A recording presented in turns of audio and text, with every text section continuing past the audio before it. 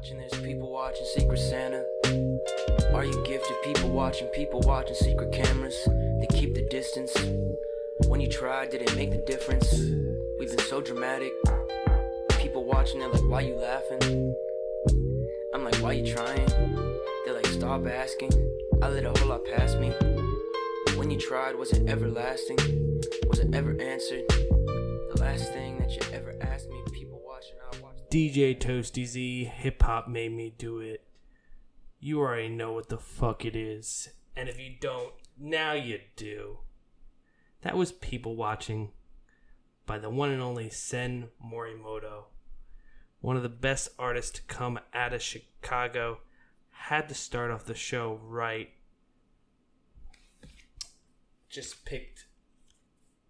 Did I say he came out of Chicago? I meant to say one of the best artists to come out of Western Massachusetts ever.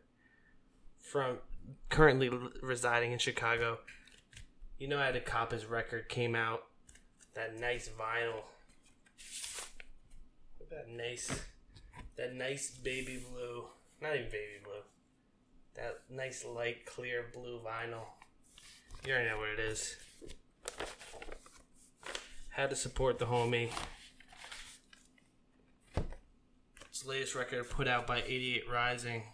So he's doing big things. He's performing out in Japan, and I figured that was a fitting way to start off the show, as I just got this in the mail a little while ago. I'll put the records back here for display. I know I got a lot of feedback after the last solo podcast. People were giving me shit about the background with the bed in the corner and the disheveled blinds. As you can see, I've taken them down because they were broken.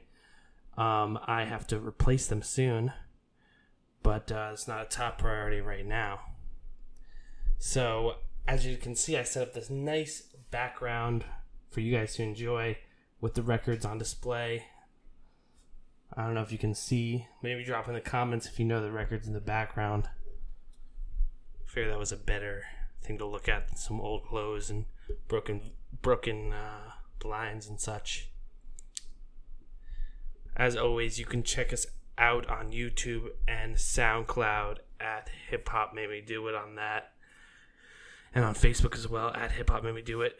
Soon we'll be on all streaming platforms. That's actually my next top priority. And then you can also check us out on Twitter and Instagram at Hip Hop Made Me Do _ We actually have those Hip Hop Made Me Do It shirts. They're currently in a box in the closet, so I'm not going to pull them out. Maybe I should. We got the pink America Runs on Hip Hop, and of course we also have the whites. So like I said, we won't have sponsors for quite a while, so if you want to support the show, that is currently the best way you can support the show. And if you like those tees, we're running low on a couple different sizes. Let's see what sizes I still have. Yeah, so I only have, in the whites, we're out of larges. We got plenty of mediums and a couple smalls and extra large left. I said extra large. I meant extra large. Got to enunciate those words. And also with the pinks, we only have mediums and larges, and we are running low on both of those. So best get those pinks while you can. We have no smalls or extra larges left. So I don't know if I'm going to do a second run of these. It really depends on what the demand is. So we will see. But this might be your last. If we run out, this might be your last chance. I want to keep things exclusive and rare, but unless people want to buy a ton. Unless there's a high demand and I can make more money.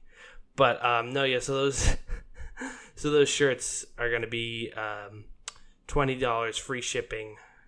If you reach out on Instagram or Twitter at hiphopmaybedue _ just shoot us a DM. We'll get those to you, free shipping. And yeah, while you're out there, while you're at it, you might as well hit us with a follow on those. So enough shameless plugs. A couple quick Hip Hop Made Me Do It updates. Delivery boy. I'm tripping all over my words tonight. It's hot. I can't put the fan on because it'll make way too much noise. So I've been prepping all day for this I had to come correct for you guys. So Delivery Boy's interview is on the Hip Hop Maybe Do It channel, on the YouTube channel and on SoundCloud. We did an update interview when I went out to Brooklyn.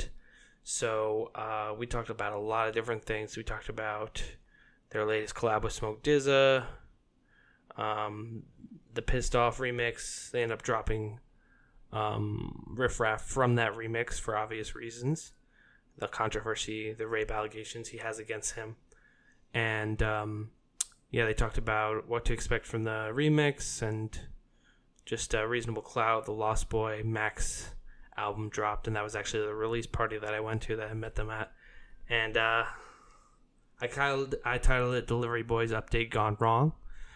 Kind of ironically, but also not ironically, because it did go a little awry. It was kind of a mess, but a beautiful mess. I like to think of it.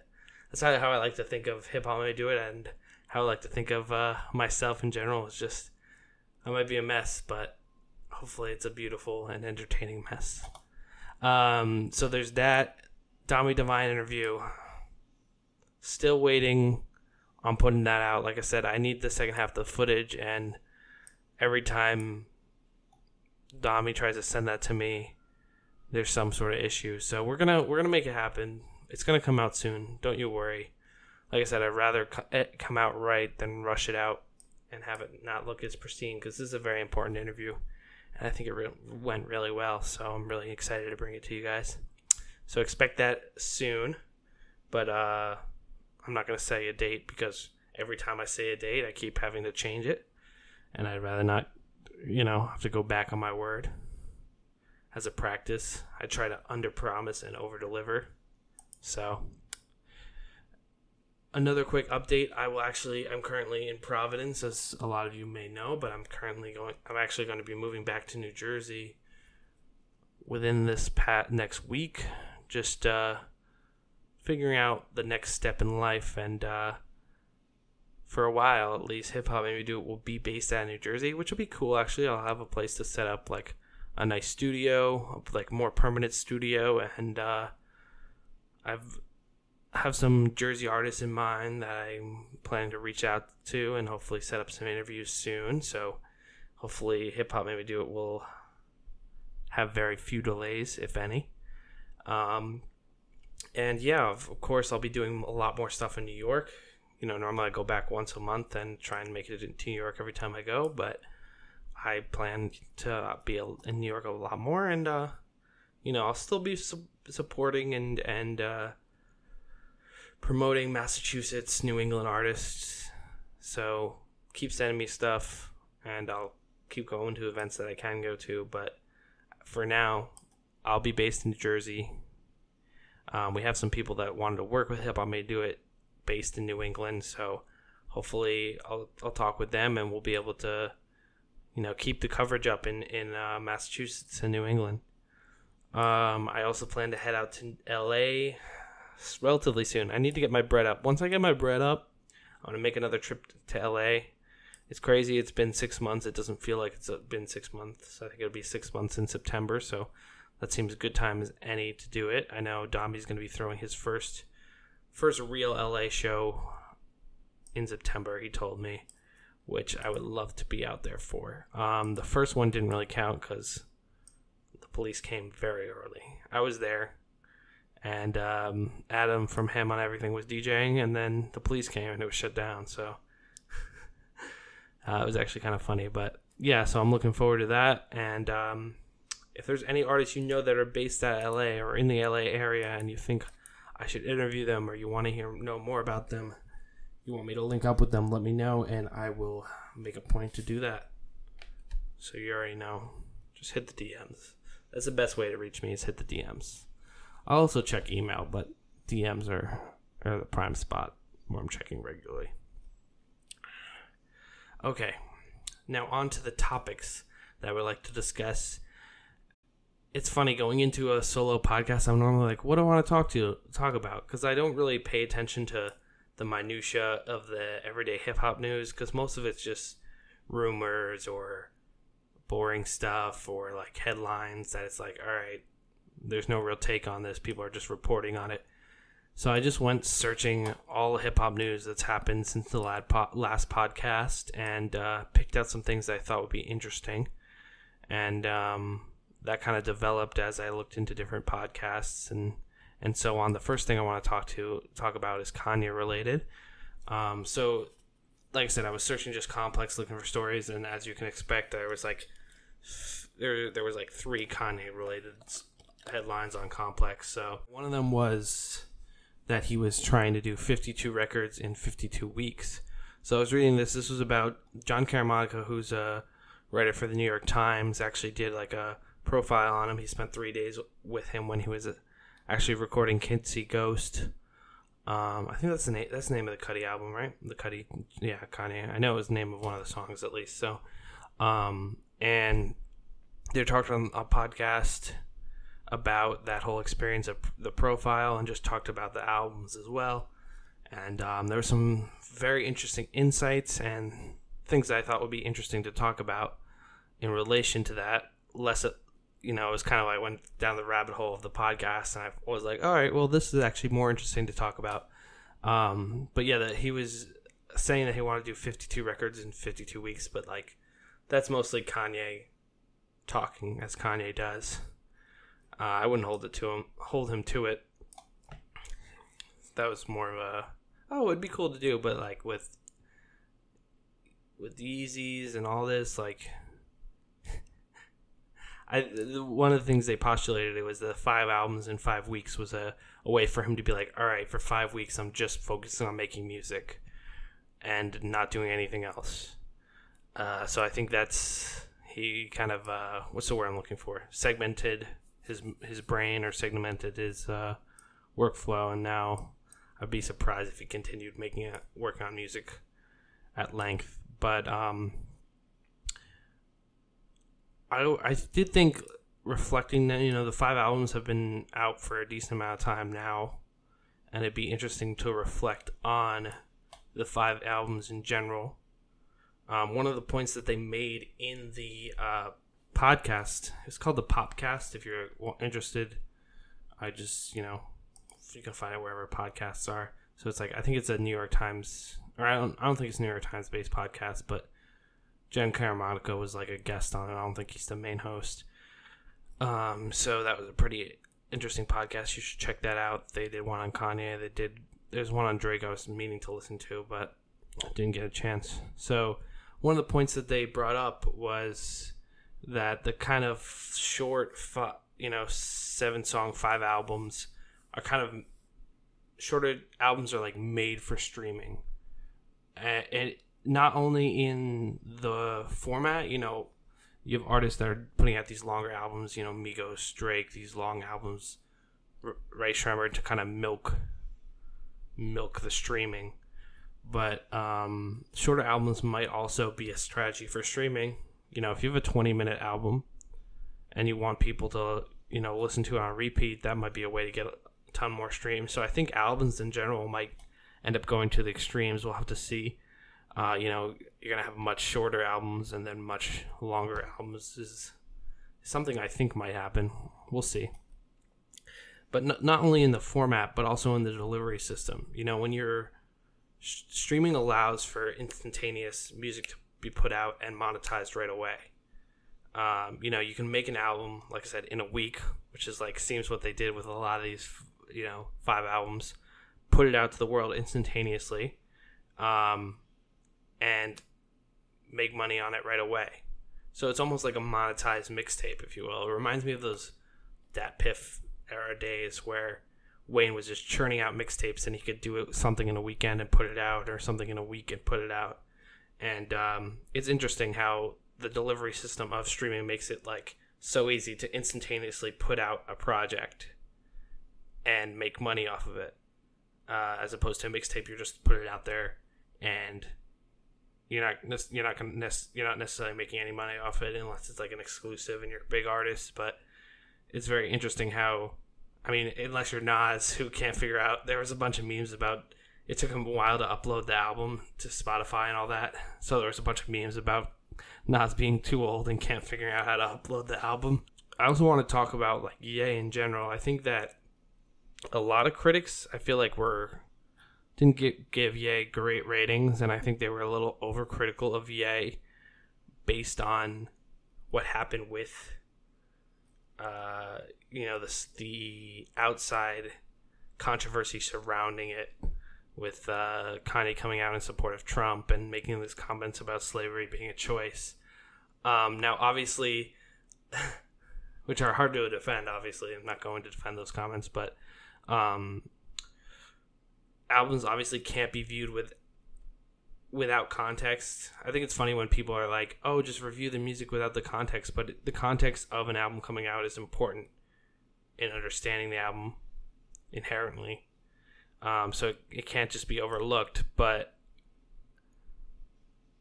I would just say that Kanye stirring up controversy is nothing new to an album release. He's been doing this with every album he's dropped. And I wouldn't say it makes the music inherently bad.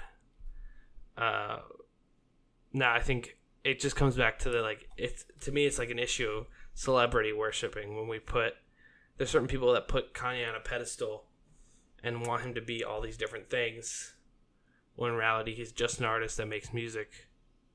And it gets to this weird celebrity worship, and all humans are flawed, and Kanye has shown year after year that he does the same shit every album. He stirs the pot, he causes controversy, he says something outlandish, he does something outlandish.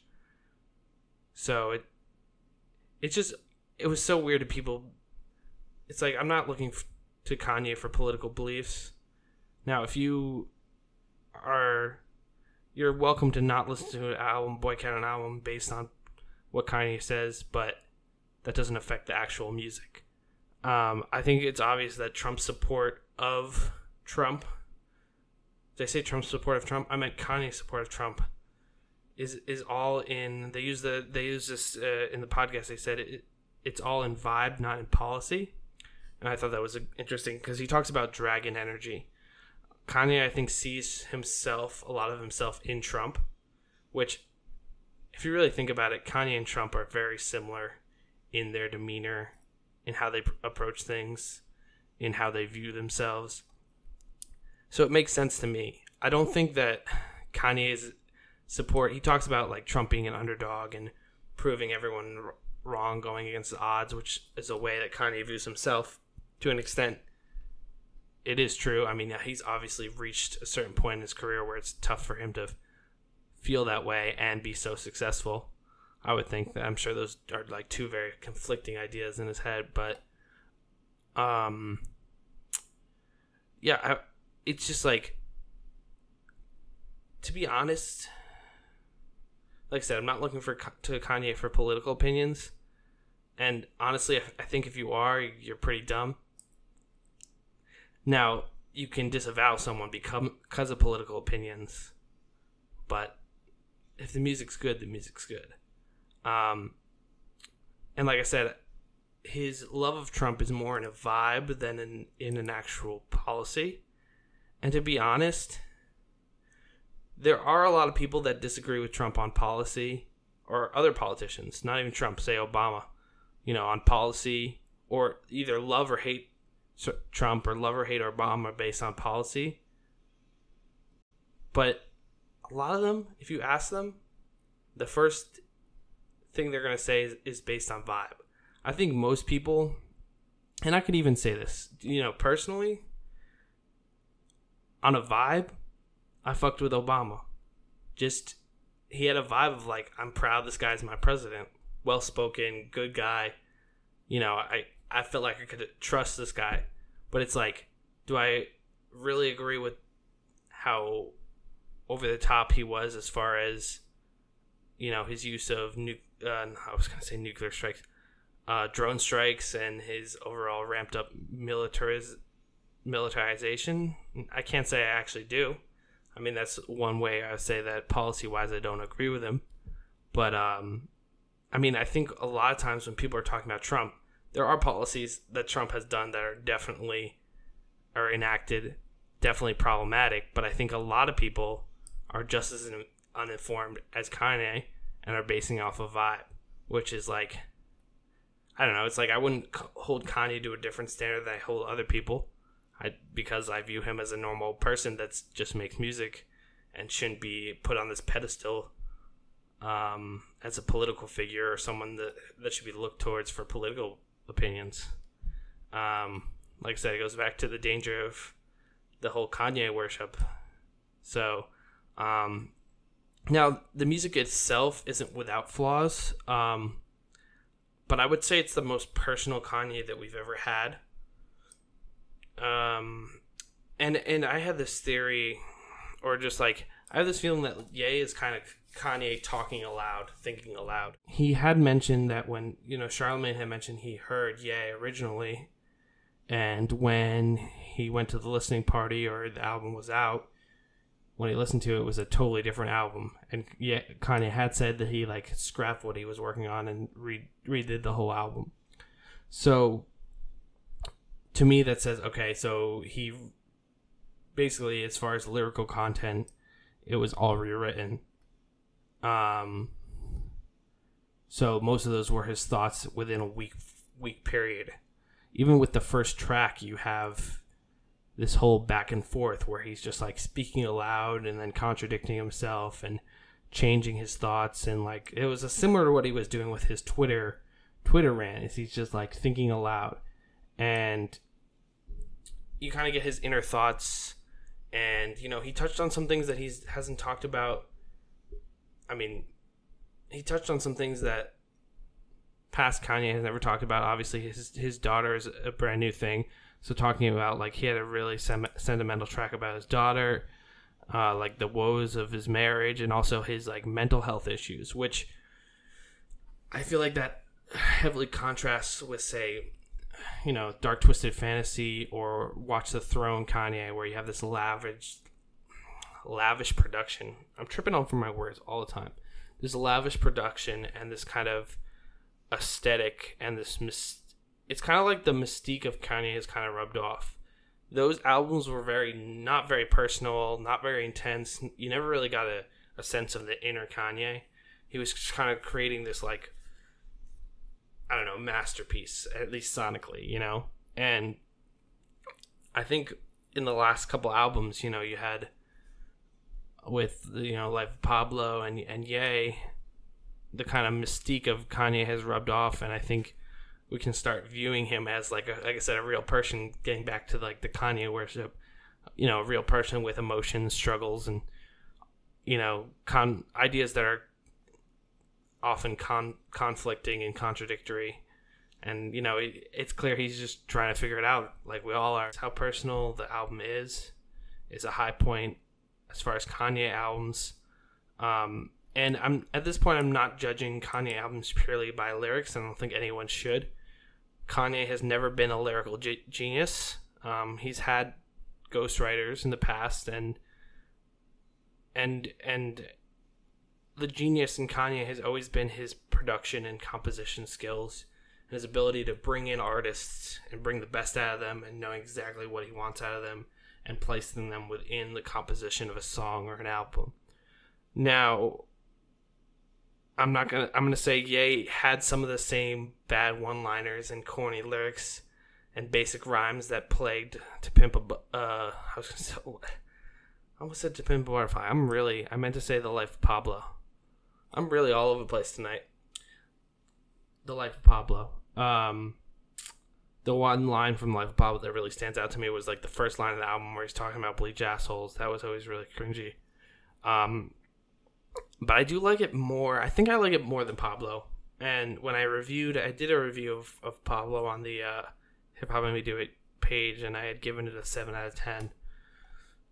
I'm leaning to, I would say, 8. Ye is an 8 out of 10. Like I said, this is by no means a detailed review of the album, but just my, general thoughts about the album. Pablo in general is just hard to review, and because he kept changing it after it came out. Overall, I thought the 5 albums was interesting conceptually. I would say that Kitsy Ghost, the Kanye Kid Cudi record, was the best, followed by Ye, and then the Push album, and then Tiana Taylor. And I hate to say it, but I have to put the Nas album last. The only reason Tiana's that low is I'm not as huge an R&B fan, so that's more personal preference. Plus, I mean, the Push album's good, and yay, Cudi. Coming from a Nas, and honestly, that's coming from a Nas fan. I listened to it 3 times, and nothing really stuck out to me. The one Cop Shot the Kids, I like that. The Slick Rick sample, that was fire. I'm not saying it's bad. Nothing really stuck out to me. I need to give it a couple more listens, but I don't know. I feel like Nas doesn't have much to really add to the current landscape of hip hop. It's the same way I felt about Jay-Z until 444 came out. You know, it's like at that age, you know, what's his inspiration? What's he have to write about? You know, Jay didn't really have anything substantial to write about until, you know, what happened with, you know, the rockiness in his marriage and all that, and that made for an interesting, like, heartfelt, sentimental album. Whereas you're looking at Magna Carta, and he's just talking about the same old shit, like the like boring ass brag and shit. It's like, yeah, we know you're married to Beyonce, we know you're wealthy, we know you're a mogul. Like, that gets old pretty quick. But, like, I mean, not to say that Nas didn't have, like, you know, he was on his political shit as well, but I don't know. It's just like, I need to listen to it again. I don't want to just fucking trash on Nas, you know, but I would say that Kids See Ghosts, I think this is what Cudi needed to return to form, was him sitting down with Kanye and just being like, all right, let's work on an album together. Because, like I said, Kanye can bring the best out of Cudi, and there was a certain point where Cudi was feeling himself too much and trying to do all this weird shit when he really should have had people in his ear telling him, hey, maybe try to do this, maybe try to do this, and you know, someone where if, like, Kanye says that to him, he's gonna listen. So I think the combination of Kanye and Cudi, and it was really what he needed to do to get back to form, and I think it's the best thing he's done since Man on the Moon series. You know, second Man on the Moon, I would say. In general, of course, I like the short albums. You know, 7 songs is a little too short. It's almost like 7 songs, 20 minutes. It's more of like a long EP, but, you know, in general, give me 30 to 60 minutes of good music, no filler. I'm pretty set, so couldn't complain about that. There was another headline that when I was searching for news stories, there was one about Kanye doing a album with Chance. So he said that they didn't really have a timeline on it, but he said he is going to have a 7-track album, which I'm really looking forward to, because I just think of the collaborations they've done on both Chance's and Kanye's album. Actually, no, the one on Chance's album was weird. It was like Kanye with like Cyborg Kanye times 3. But, no,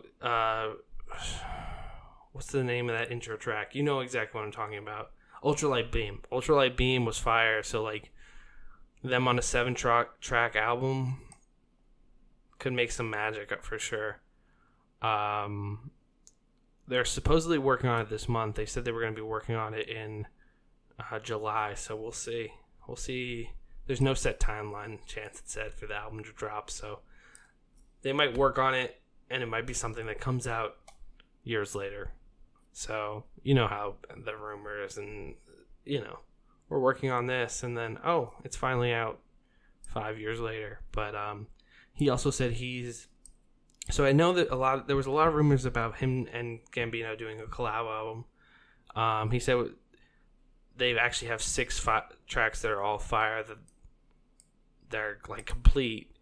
But he said the album's going to be more like 14 songs. It's going to be like a full-length thing. So I know people have been talking about that project for years, so it does exist. He did confirm that, and it's, who knows when it'll come out, but there's tracks that are done for it. So he also dropped that EP. It was about, I don't know if it was an EP or 4 singles, because on Spotify it just dropped as individual singles, but people were saying it was an EP. I liked it. A lot of, high energy, fun-loving chants, which is what you're going to get, most of the time. Either sentimental chants or high energy chants, fun chants. I love the sample on the Might Need Security. It was like a kind of melodic fuck you throughout the whole song, which I always like when people say there's like a disconnect. The cognitive dissonance is the word I'm looking for, between like what's being said and how beautifully it's being said. So you're saying something really raunchy or really abrasive, but you're singing it in a beautiful way. I always find that interesting. I always enjoy those type of tracks. Let's see. Another main topic I wanted to go all the way in on, really, really touch, was this whole R. Kelly situation. Now, I don't know if you guys saw, but he put out a 19-minute song called I Admit, which, frankly, I was like, what is he thinking? Basically, it's the Trapped in the closet of songs. But, I mean, Trapped in the Closet was technically a song, I guess, but to be honest, I couldn't make it through all 19 minutes of the song, but I just looked up the lyrics, because it was basically the same instrumental throughout, and I don't know, it was this type of thing where you might have been better to put out a statement than try and put out a 19-minute song, but he basically admits to things that nobody was asking him to admit to, and kind of throughout it just paints himself as a victim and makes excuses for all the shady shit that he's done.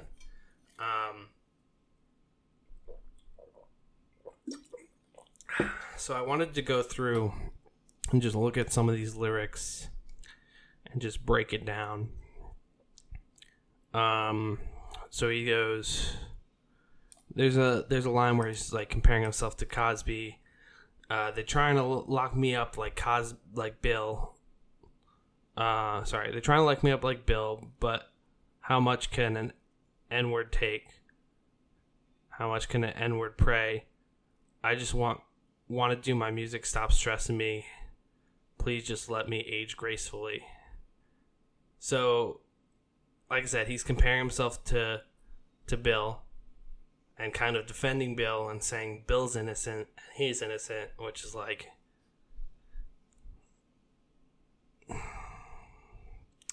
come on, dude.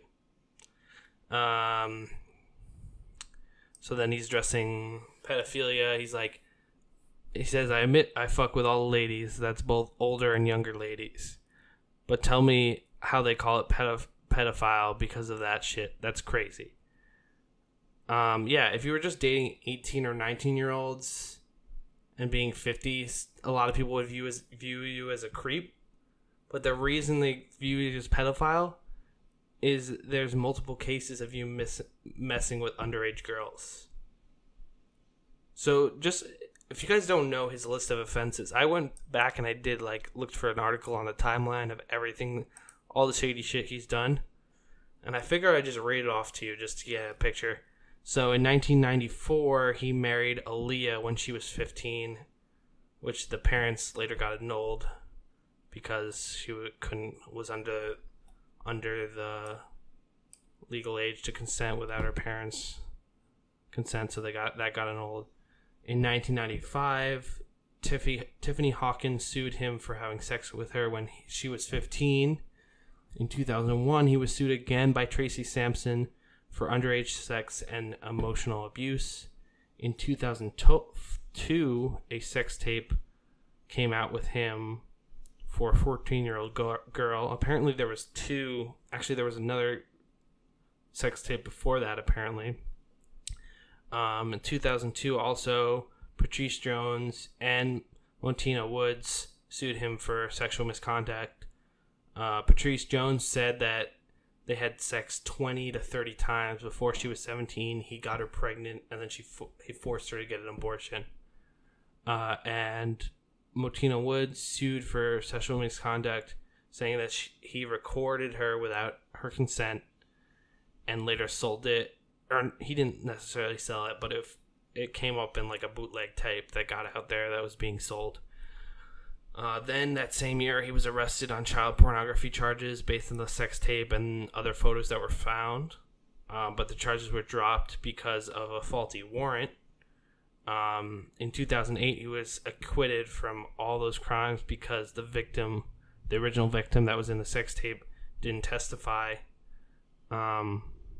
If you're wondering, that's where all the pee jokes come from, because of him like peeing on, because he made her drink his pee and a bunch of other shit. And then of course in this past year we had the sex cult story breakout, where there's accusations of emotional abuse and manipulation, which basically it seems like with R. Kelly, the thing is that he does is he tells these young girls that he's going to make them stars and kind of uses that to control them emotionally, even if it's not physical abuse, a very like manipulative, just shitty behavior, not only with girls that are 18 and older, but also girls that are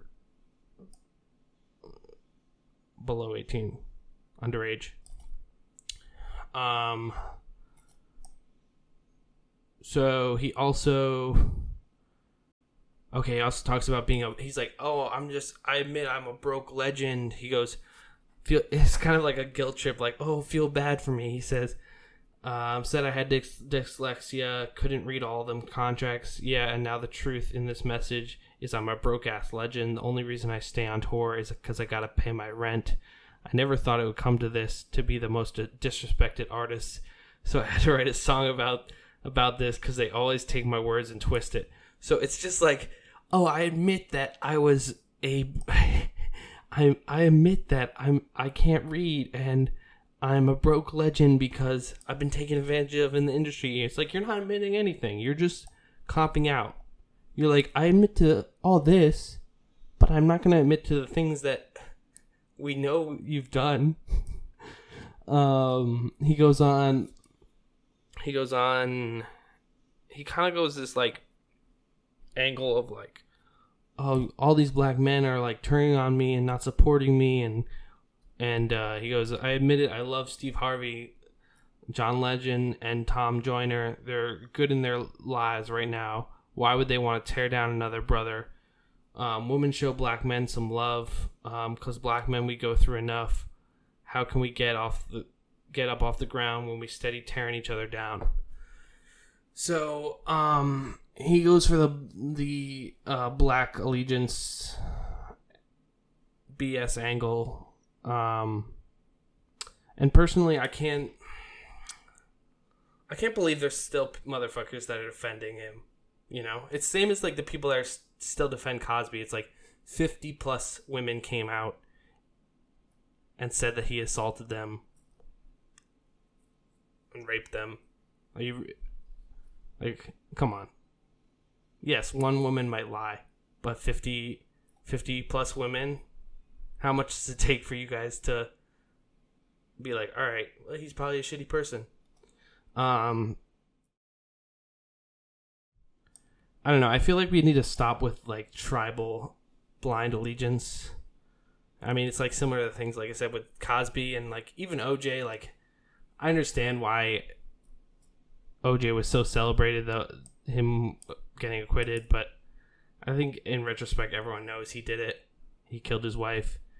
Obviously, in light of the Rodney King riots, and it was a victory for black people across the country. Funny, if you watch the O.J. Simpson, like the what is it? It's on Netflix. It's the documentary series. John Travolta plays one of the guys, and yeah, so it's tracking the O.J. case basically, and they show like the real life reactions of people to the verdict, and you see all the white people like, what the fuck? Like, how'd this happen? And the black people are like throwing a party. So it's like, in light of that, I get it, but it's like, how, I understand like, with historical oppression, it creates tighter communities, but and like allegiance. But people are individuals, and we need to treat them as such. Like, I don't know. It's funny because like, as a white person, obviously I can only speak as a white person. I couldn't imagine blindly standing behind a complete stranger because they're white. Because or even affiliating with a certain group or ideology. Because if they do one thing that I don't agree with, I have to stand by it. I'm not going to, especially with a total stranger, it's like, or even not even a total stranger. Like, there's no white artist where I'm like, I know 100% that they're an amazing person, and no matter what comes out against them, I will stand by them. And I think there's a danger in this blind allegiance, because like, the bottom line is there's some shitty black people, there's some shitty white people, there's some shitty women, there's just shitty people that are gonna do shitty things. So we need to stop with this tribal shit and just like, yes, defend individuals, assume that they're innocent until proven guilty, but don't blindly pledge allegiance to them based on some arbitrary characteristics about them or anything. I don't know. Blind allegiance is a dangerous thing in general, I would say. He goes on to being like, oh, he admits that he was raped as a child, which is like obviously not a good thing, but he goes, now I admit a family member touched me. And it's funny with R. Kelly songs, he just like repeats in the echo, it's like touch. So he's like, in parentheses, touch me, touch me, touch me, from a child to the age of 14. Yeah. While I laid asleep, took my virginity. So yeah, it's obviously, I'm never going to celebrate that. And it kind of explains some of the fucked up behavior that he's done. But like, it's really just a cop-out, obviously. It's like, he's like, I admit that I was raped. I'm not going to admit that I've done anything terrible to underage women, but I admit that I was raped. It's like, that's not something you should be ashamed of. The stuff you should be ashamed of is the stuff that you've done as past that. He goes on to deny the sex cult allegations and complain about Spotify. Then he goes on to like the other cop out of like, no one was watching when I was doing charity work. I'm such a good guy. Look at me. I've done such work for charity. It's like, even if you did great work for charity, that doesn't mean that you haven't done shitty things and that you're a good person. It's like such a cop out, but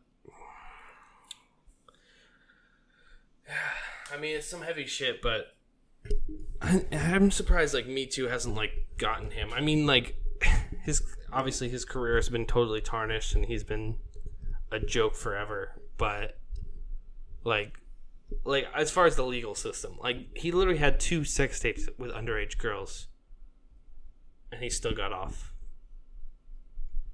Like, if Me Too can get, well, then Me Too, if Me Too can get Cosby, I think Me Too can get Kelly for sure. It's about time.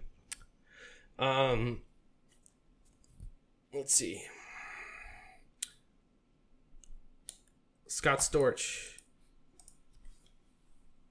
I have a couple other smaller stories I want to touch on. I have a couple things that aren't as substantial. I think I might skip. I think I'll just do these last 2 stories. So, I was watching a documentary on Scott Storch called Still Storch. So, for people that don't know, a story came out that Scott Storch, who, famous producer, he produced Candy Shop, Lean Back, he did the keys on Still Dre, Dr. Dre, Cry Me a River, like so many classics. Like, he's known as like an amazing keyboardist, and like his keys are very iconic. He was actually the keyboardist for The Roots, and I think that's just so, especially in this era, I think it goes underappreciated because in this era, very few producers actually play real instruments. So I think, not that I'm bashing that at all, because it is what it is, but I think it's super cool when, most producers are still just doing Ableton and Fruity Loop stuff, and you have, a legend that can actually really play the keys. But, like I said, he used to be actually a member of the Roots early on, the keyboardist for the Roots. But basically, he made like close to $100 million in his career, and he had a cocaine addiction, and basically he lost it all. And this kind of documentary was just documenting that, and like kind of like his rise back to stardom. Because I think that recently he's been working with some other bigger artists: Chris Brown, French Montana, A$AP Ferg, A Boogie, Kyle, Sway Lee. Like, he's gonna be okay. That's the thing about being a broke Scott Storch. You're still Scott Storch. Like, you still have skills and things that people want. As opposed to if you had, like, say, some artists that have their flash in the pan moment and they have their 15 minutes of fame and they capitalize on it right away. If you got a lot of money and then you had addiction and it was completely blown, people don't imagine if, like, say, Trinidad James lost all his money. He won't now because he's got that royalty check coming in all the time. But like I say, hypothetically, say he had like an addiction, lost all his money, and tried to come back. It's like no one wants to pay for a Trinidad James feature in 2018. Like, where the Scott Storch is like those iconic keys. Like, people are still he'll be all right. But I think like he has a chip on his shoulder now, and he wants to prove like he can get back to the top. Which, honestly, I'm rooting for him. So, Scott Storch, if you see this, Toasty's rooting for you. Last final story, Freddie Gibbs. He has said that Bandana, which is his highly anticipated second album with Madlib, is finished, but he's not ready to put it out. So I actually have drop send. Don't want to drop you a send. So we got Pinata in the background. Now this album was the reason I got into Freddie Gibbs. So it's some dirt on here. So it's Freddie Gibbs and Madlib, classic producer. Madlib is known for doing full-length projects with artists, and to me, before I heard Pinata, Freddie Gibbs didn't really stand out to me as an artist. I think, when you hear an artist and you can't even say like it's bad, you're just like, nothing really grabs me about this artist. He made like gangster rap, and it was like, this is pretty good gangster rap, but it's nothing that like makes me want to go back to it and listen to it. Then this album dropped, and like Madlib Productions, like, all right, I should check out this album, and like fully delved into it and gave it proper time, and I was like, wow, Freddie Gibbs is fire. And then Shadow of a Doubt came out, which is not produced by Madlib, but is also fire. So it's like, all right, it wasn't just him on Madlib production. He's actually super fire. In regards to Bandana, which I'm really looking forward to it, he said he's holding on to it because basically he thinks it might be his last project, and he wasn't ready to be done. Which, honestly, if he drops Bandana as his last project, that'll be a fitting end to his career. Not that I want his career to be over right now, but just because there's so many artists that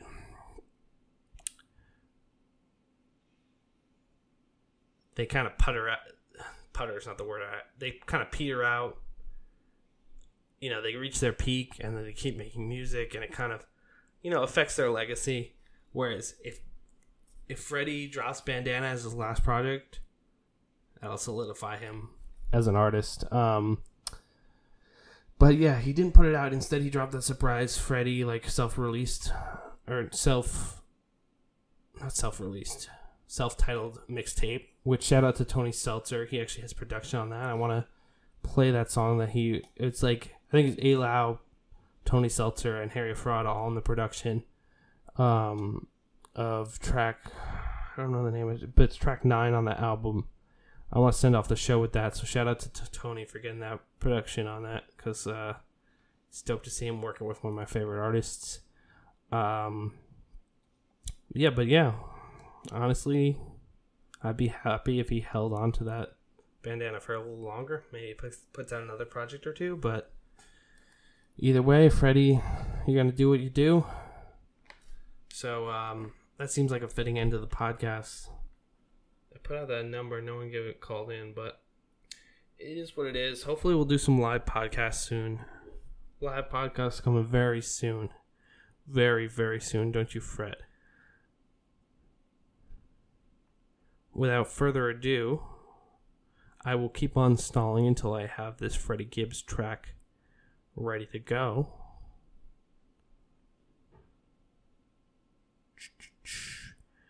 You can always, like I said, check us out on Instagram and Twitter at HipHopMadeMeDo_. We're also on Facebook, SoundCloud, Mixcloud. Just Hip Hop Made Me Do It. And I'm going to send this off with FBC by Freddie Gibbs, produced by none other than A-Low, Harry Fraud, and Tony Seltzer. Stay toasty, my friends. Until next time. Bitch hit me when I was on the way to this motherfucker. She's like, nigga, meet me at the mall. I'm like, shit. Bitch, you what, bitch? Bitch, what you gonna buy me? You know what I'm saying, bitch? Kitty. Yeah. Fendi bubble coat, rockin' up the dope. Fendi bubble coat, rockin' up the dope. Fendi bubble coat, rockin' up the dope. Smoke it on the spot to get your shit to go. I might pull up in that Benz in your face.